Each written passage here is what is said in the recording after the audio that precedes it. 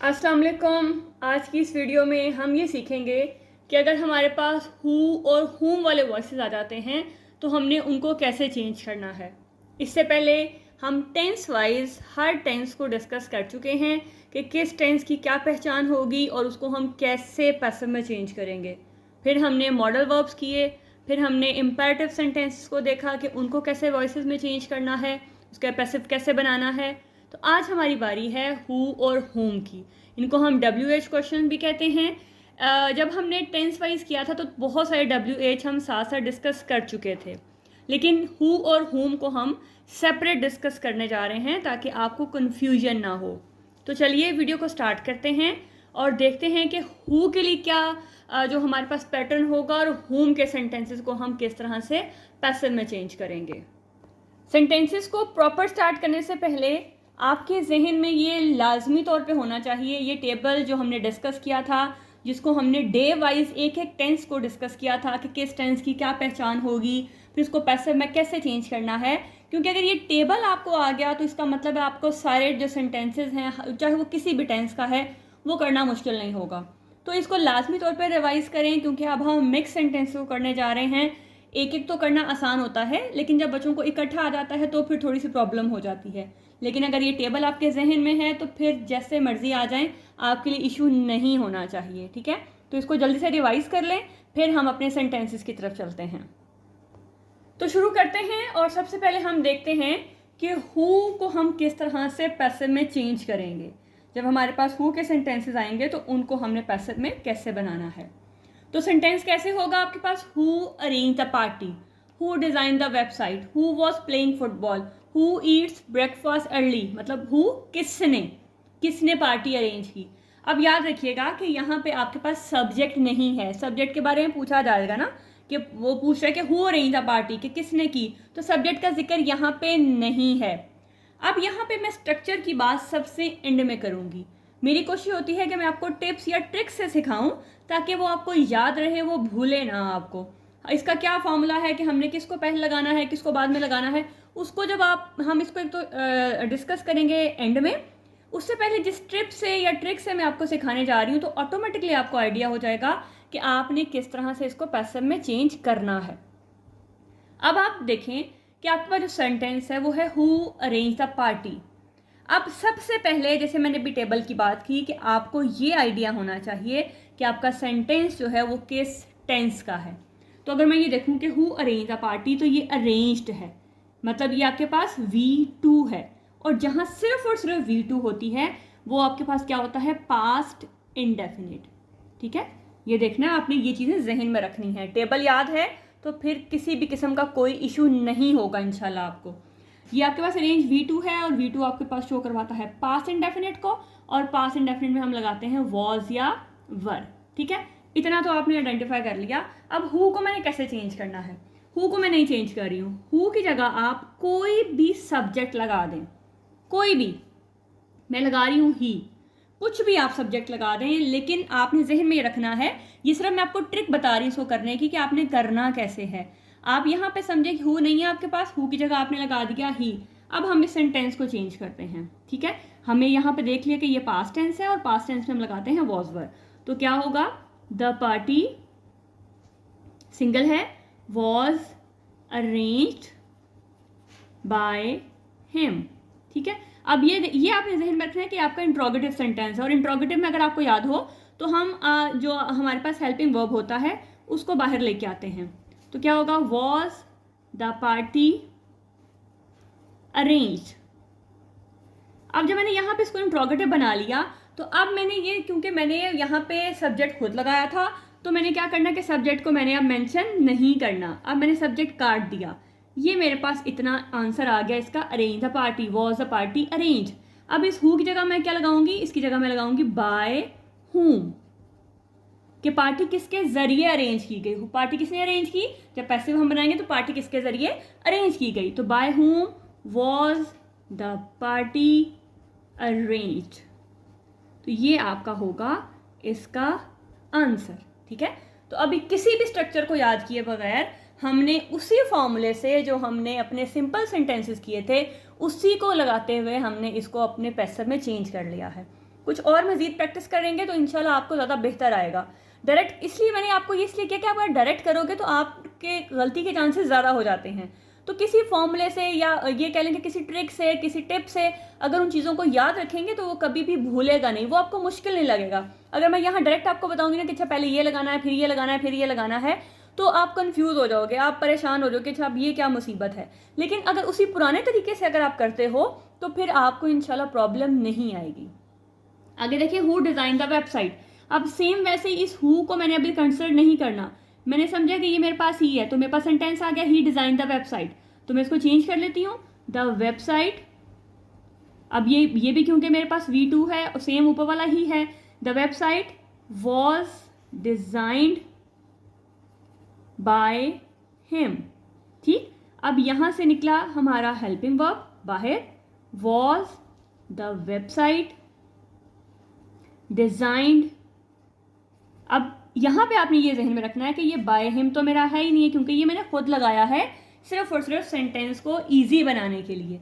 अब इतना जब आ गया तो अब इस हु को आप एंड में ले आओ, sorry, by whom was the website designed, और एंड में लगा क्वेश्चन मार्क और ये इसका आ गया आंसर। ठीक है, हु वॉज प्लेइंग फुटबॉल। अब यहाँ देखें कि आपके पास क्या है, was first form plus ING, तो ये किसका सेंटेंस है, ये है पास कॉन्टिन्यूस का। और पास कॉन्टिन्यूस में हम क्या लगाते हैं, वॉज बीइंग या फिर वर बीइंग। ये चीज़ें आपको आना लाजमी है, इसके बगैर फिर आपका पैसिव नहीं होगा। अब सेम वही प्रोसेस, हु को छोड़ दें, लगाएं ही, कुछ भी लगा सकते हैं, ये तो मैं आपको आसानी के लिए बस लगा रही हूँ ना। तो सेंटेंस होगा ही वॉज प्लेइंग फुटबॉल, तो हमने क्या करना है, अब आपके पास आएगा football was being played by him. ठीक, अब क्योंकि इंट्रोगेटिव सेंटेंस है, यहाँ से निकलेगा वॉज बाहर, वॉज फुटबॉल बीइंग प्लेड। अब मैंने बाय नहीं लगाना क्योंकि ये तो मैंने खुद लगाया था, इसको मैंने काट देना है। अब एंड में हम इसको शिफ्ट करेंगे, by whom was football being played. ठीक है, तो ये आपका इसका आंसर आ गया। Who eats breakfast early, who को छोड़ दें, ही लगा लें, शी लगा लें, दे जो मर्जी लगा लें, क्योंकि ये तो हम खुद फर्ज कर रहे हैं ना।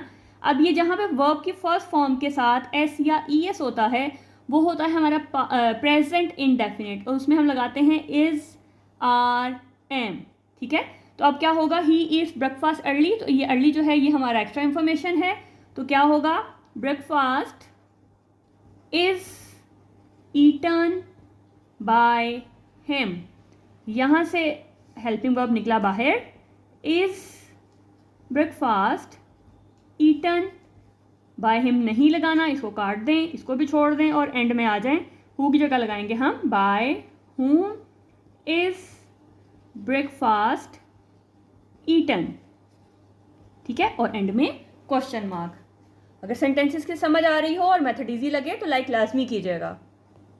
यहाँ पे और सॉरी, एंड में ये अर्ली जो है ये मिस हो गया है, इसको हम एक्स्ट्रा इन्फॉर्मेशन हमारी जो है हमेशा एंड में आती है। ठीक है, तो चलिए कुछ और सेंटेंसेस की प्रैक्टिस करते हैं ताकि ये कॉन्सेप्ट आपको अच्छे से क्लियर हो जाए। जी नेक्स्ट देखें, who will organize the event. मैंने कोशिश की है कि हर टेंस का कोई एक एक सेंटेंस लिख दूं ताकि आपको कहीं भी प्रॉब्लम ना आए। तो अब वैसे ही करते हैं, हम इस हु की जगह लिख लेते हैं ही, तो सेंटेंस बन जाएगा he will organize the event, और हमारे पास इसका आंसर होगा, या अब ये देखें विल हमारे पास है फ्यूचर इंडेफिनिट, और फ्यूचर इंडेफिनिट में हम लगाएंगे विल बी। ठीक है, शेल बी इस्तेमाल नहीं होता क्योंकि हम शेल सिर्फ ऑफिशियल लैंग्वेज में यूज़ करते हैं। तो क्या आएगा, the event will be organized by him. ठीक है, तो अब यहाँ से आपका हेल्पिंग वर्ब आएगा बाहर जो कि होगा will the event be organized.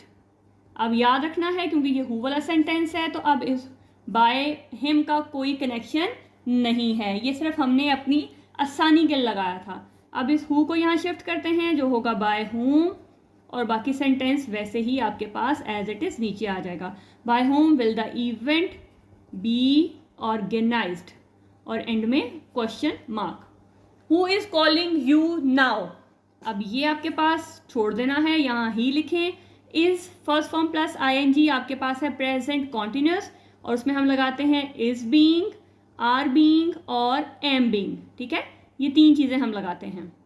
अब यहाँ पे ये देखें, who is calling you now आपके पास एक्स्ट्रा इंफॉर्मेशन है, तो आपके पास क्या आएगा, ही इज कॉलिंग यू, पैसे में बनाते हैं you are being called by him, ठीक है, और यहाँ पे आप नाउ लगाना है, ठीक है, तो एंड में भी हम इसको लगा सकते हैं, ठीक है।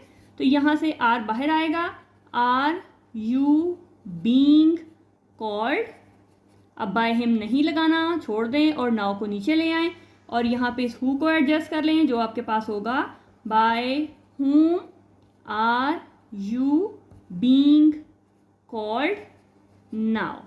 तो ये आपके पास इसका आंसर आ जाएगा। आपका आधा मिनट तो ज़्यादा लग सकता है, लेकिन आपके यहाँ पर गलती के चांसेस जो हैं वो फिर बहुत ही कम हो जाएंगे, ठीक है। जितनी आप प्रैक्टिस करोगे उतना ही फिर आप जो है परफेक्शन की तरफ जाएंगे।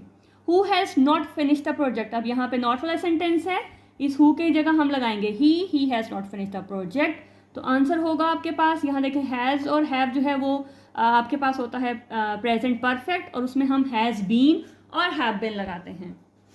द प्रोजेक्ट सिंगल है, तो has not been finished by him, ठीक है। तो अब यहाँ से हेल्पिंग वर्ब ने आना है बाहर, वो होगा has the project not been finished.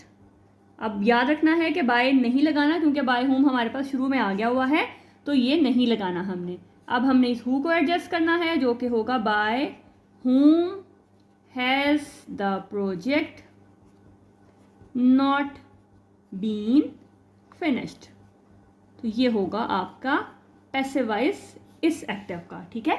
तो आई होप कि आपको क्लियर हो रहा होगा, और ये आपको मेथड जो है वो इजी लगेगा। डायरेक्ट करोगे तो वो तब होगा जब आपकी थोड़ी सी प्रैक्टिस हो जाएगी। तो डायरेक्ट करने से कुछ ना कुछ कोई ना कोई चीज़ जो है वो अगर स्ट्रक्चर से बाहर निकल जाए, आगे पीछे लग जाए, तो सेंटेंस पूरा गलत हो जाता है, तो फिर कोई फ़ायदा नहीं होता आपका इतना टाइम लगाने का। Who had clean the room, अब हैड आपको पास्ट परफेक्ट शो करवाता है, और पास्ट परफेक्ट में हम हैड बीन लगाते हैं, चाहे सिंगल हो या प्लूरल हो। अब इसकी जगह हमने लगाना है he had clean the room had been cleaned by him, ठीक है। अब यहाँ से आपका आएगा बाहर जो हेल्पिंग वर्ब है, had the room been cleaned, by नहीं लगाना, इस चीज़ को याद रखना है, ये सिर्फ हमने अपनी आसानी के लिए किया था। हु को एडजस्ट करते हैं, तो वो आएगा by whom had the room been cleaned, ठीक है। तो ये आपके पास आ गया इसका passive sentence. Who will have completed the task by tomorrow, अब इसका पैसिव आप मुझे बताएं कि क्या बनेगा, और कमेंट बॉक्स में लाजमी तौर पे इसका आंसर बताएं कि इसका आपके मुताबिक क्या आंसर है। जितने हमने प्रैक्टिस किए हैं, अब आप इसका खुद आंसर जो है मुझे कमेंट करके बताएंगे। अब हम चलते हैं होम की तरफ। अब बात कर लेते हैं होम वाले सेंटेंसेस की, कि जब हमारे पास होम वाला सेंटेंस होगा तो हमने उसको पैसिव वॉइस में कैसे चेंज करना है। बहुत इजी है, कोई मुश्किल नहीं है, सिर्फ आप छोटी सी ट्रिक लगाएंगे तो आपको ये फ़ौरन से आ जाएगा। याद रखना है कि हु वाले सेंटेंसेस में हमारे पास सब्जेक्ट नहीं होता, हमने खुद से सब्जेक्ट लगाया।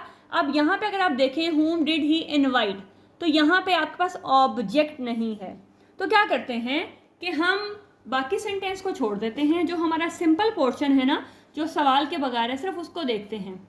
ही इनवाइट, अब यहाँ पे आप ऑब्जेक्ट खुद लगाएं। पिछले पार्ट में आपने सब्जेक्ट खुद लगाया था, अब यहाँ पे आपने लगाना है ऑब्जेक्ट खुद। ही इनवाइट हर लगा देते हैं क्योंकि दोनों में कन्फ्यूजन ना हो।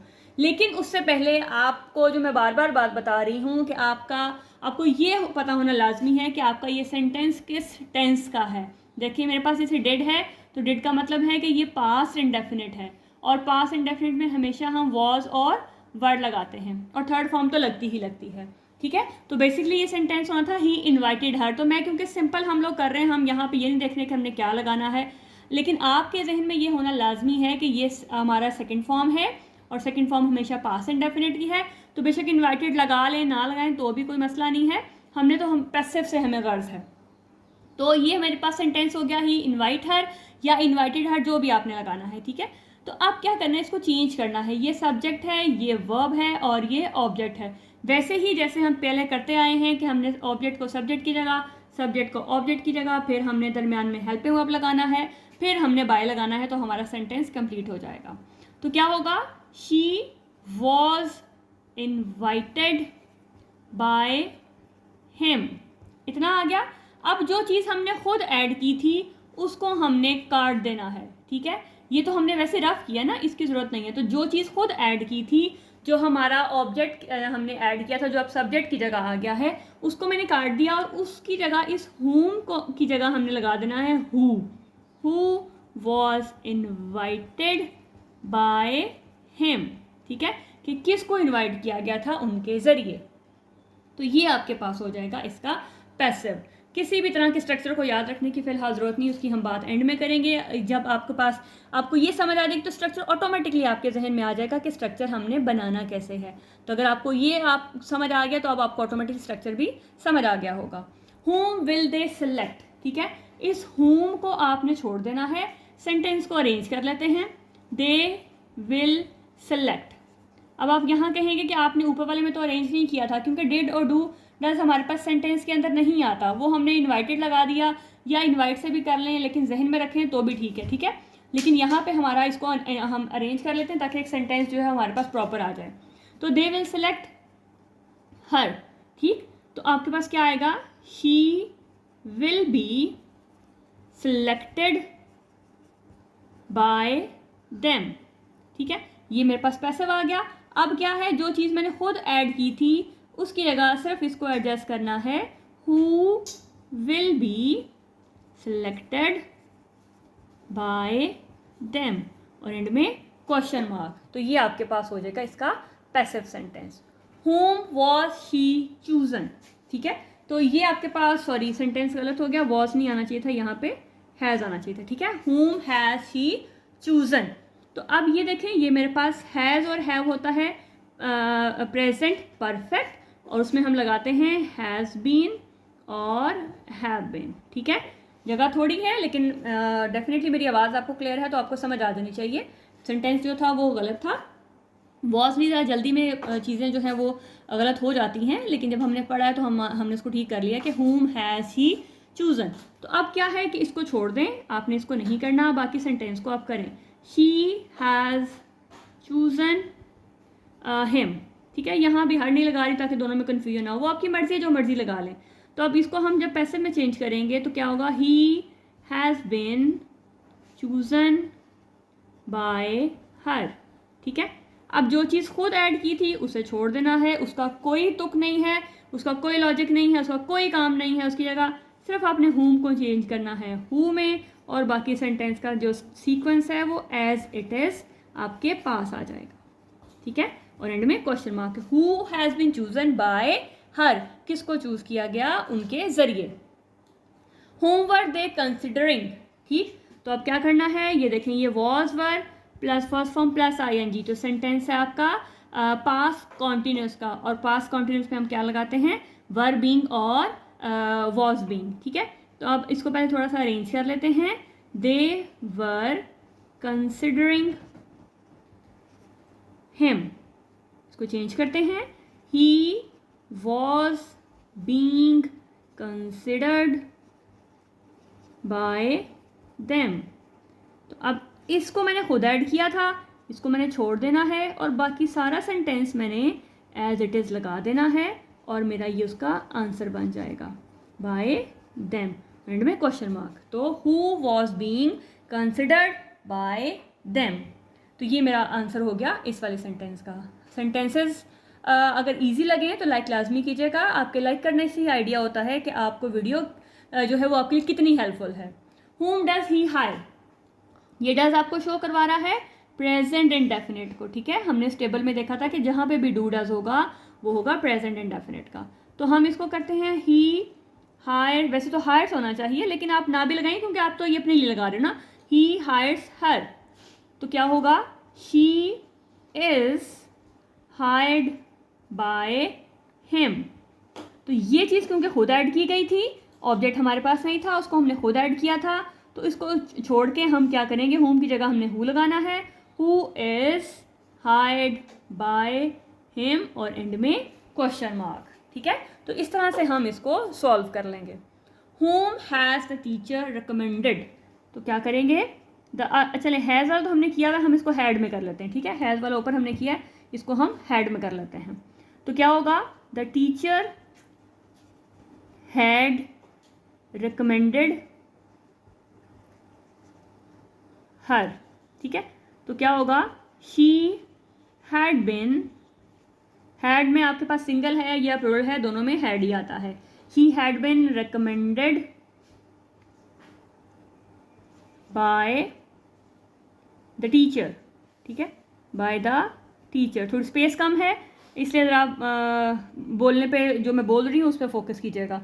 तो अब इस शी को मैंने खुद ऐड किया था, इसी जगह मैं लगाऊंगी हु, बाकी सारा जो सीक्वेंस है वो वैसे का वैसा ही रहेगा। Who had been recommended by the teacher, तो ये एंड में आ जाएगा क्वेश्चन मार्क। तो ये होगा आपका आंसर किसका, who had the teacher recommended, who had been recommended by the teacher. तो ये आपके पास हो गए पैसिव वॉइस किसके, हुम वाले सेंटेंसेस के। जिनमें आपके पास हुम होगा उनको आपने सिंपल एक ट्रिक लगानी है कि ऑब्जेक्ट खुद ऐड करें, सिंपल सेंटेंस बनाएं, वहाँ से एंड में आपने सिर्फ उस ऑब्जेक्ट को काट देना है जो सब्जेक्ट की जगह आ गया, और हुम की जगह आपने लगा देना है हु। ठीक है, तो बाकी आपको खुद ब खुद ही आइडिया हो जाएगा कि आपका सेंटेंस का स्ट्रक्चर क्या है। तो चलिए अब बात कर लेते हैं स्ट्रक्चर की।